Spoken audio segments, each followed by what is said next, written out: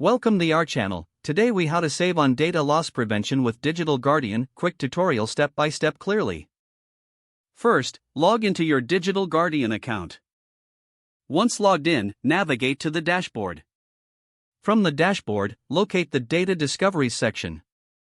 Click on Data Discovery to scan for sensitive data. Select the data sources you want to include in the scan. Initiate the scan by clicking Start Scan. Wait for the scan to complete and review the results.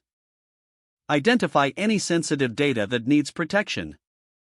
Next, head to the Policies section in the main menu. Create a new policy by clicking on Add Policy. In the policy settings, define the parameters for data protection. Specify the types of data you want to secure. Set the appropriate user permissions for accessing this data.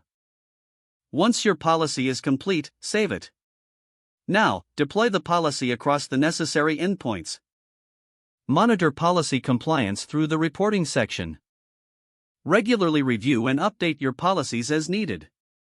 By following these steps, you can effectively reduce data loss incidents. Digital Guardian helps ensure your data remains secure while saving costs on prevention efforts. If the page does not load, refresh the browser or try again in a private or incognito window. Make sure you are using the correct email address, then retype it carefully to avoid small typos. If your password is not accepted, use the reset option and create a new strong password you can remember. Check your spam folder for verification or security emails, then complete any requested confirmation steps.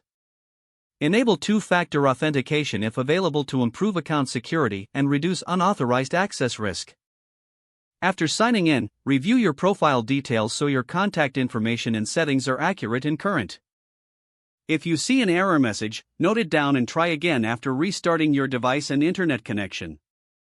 Log out when you finish, especially on shared devices, to keep your account and payment information secure. If the page does not load, refresh the browser or try again in a private or incognito window.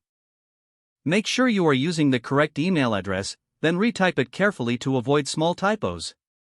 If your password is not accepted, use the reset option and create a new strong password you can remember. Don't forget to like this video and subscribe to our channel for more step-by-step tech guides.